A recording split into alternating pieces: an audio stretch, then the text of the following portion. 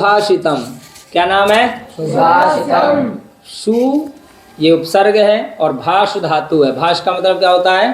कहना, यानी सुंदर वचन बोलना। तो क्या सुंदर वचन हो सकते हैं जो जीवन के लिए उपयोगी हो सकते हैं, जिनसे हमारा जीवन परिवर्तित हो सकता है? ऐसे कुछ संस्कृत के प्रसिद्ध सुभाषित बोलेंगे हम सभी, एक एक सुभाषित बोलेंगे सभी। चलिए बोलिए। श्रोत्रम श्रुतेनैव, श्रोत्रं श्रुतेनैव न कुण्डलेन दानेन पाणिर्न तु कंकरेण विभाति कायः करुणापराणां परोपकारेण तु चंदनेन। कानों की शोभा शास्त्रों के सुनने से होती है, कुंडल धारण करने से नहीं। हाथों की शोभा दान करने से होती है, कंगन पहनने से नहीं। और शरीर की शोभा चंदन लगाने से नहीं होती, बल्कि दूसरों पर परोपकार और करुणा करने से होती है।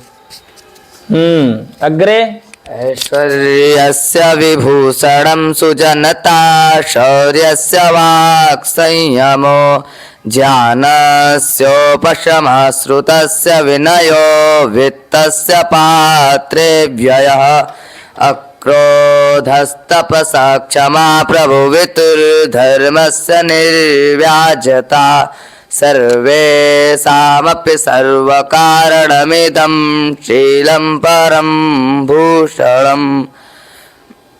ऐश्वर्य का आभूषण सज्जनता है, शौर्य का आभूषण वाणी में संयम है। जो ज्ञानी लोग होते हैं वो गर्व नहीं करते और उनका आभूषण शांति है। जो शास्त्र जानते हैं वो विनम्र होते हैं। जो धनी होते हैं वो सत्पात्र व्यक्ति को दान देते हैं। जो तपस्वी होते हैं वो क्रोध नहीं करते। जो बलवान होते हैं उनका आभूषण क्षमा होता है। धर्म का आभूषण निष्कपट व्यवहार है और सभी आभूषणों का मूल शील है। अग्रे। विपदि धैर्यमथाभिधये क्षमा सदसि पाक्पटुता युधि विक्रमः यशसि चाभिरुचिर्व्यसनं श्रुतौ प्रकृति सिद्धिमिदं हि महात्मनाम्। महात्मा का स्वभाव धैर्यशील होता है, उन्नति काल में क्षमाशील होता है, सभा में वाणी की चतुरता दिखती है, युद्ध काल में पराक्रम दिखता है, यश प्राप्त की रुचि होती है, शास्त्रों को श्रवण करने में लगे रहते हैं। ऐसा उनका स्वभाव है, ऐसा उनका स्वभाव होता है। बहुत सुंदर। अग्रे। जाड्यं धियो हरचि सिंचति वाचि सत्यं मानोन्नतिं दिशति पापमपाकरोति चेतः प्रसादयति दीक्षुतनोति कीर्तिं सत्संगतिः कथय किं न करोति पुंसाम्। सज्जन की संगति से बुद्धि की जड़ता दूर होती है, वाणी में सत्यता की पूर्ति होती है, मान और उन्नति को बढ़ाती है, पाप को समाप्त करती है, शरीर में चेतना भरती है, चारों दिशाओं में कीर्ति फैलाती है। इसी प्रकार सज्जनों की संगति हर प्रकार से मनुष्य के लिए कल्याणकारी होती है।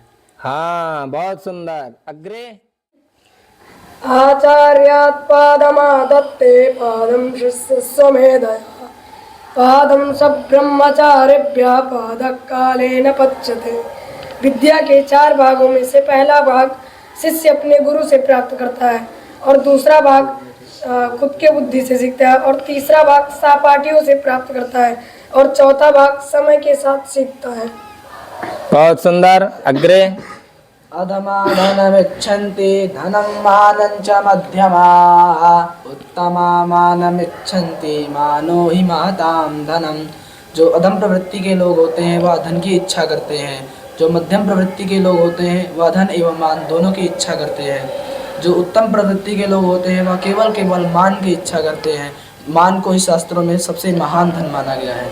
बहुत सुंदर।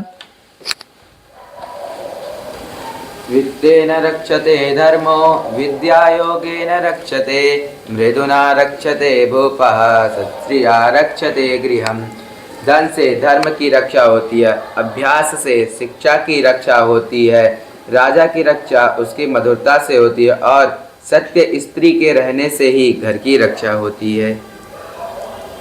अग्रे बहुत सुंदर।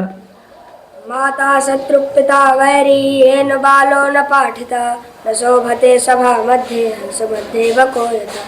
जो माता पिता अपने बच्चों को अच्छी शिक्षा नहीं देते हैं वो अपने बच्चों के सबसे बड़े शत्रु होते हैं।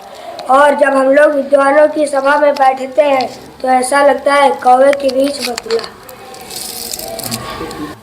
अभिवादनशीलस्य नित्यं वृद्धोपशीलिनः चत्वार तस्य वर्धन्ते आयुर्विद्या यशोबलम्। आयुर्विद्या यशोबलम्। यशोबलम। जो अभिवादन करते हैं और वृद्धों की सेवा करते हैं उनकी 4 चीजें बढ़ती हैं, आयु, विद्या, यश और बल। बहुत सुंदर।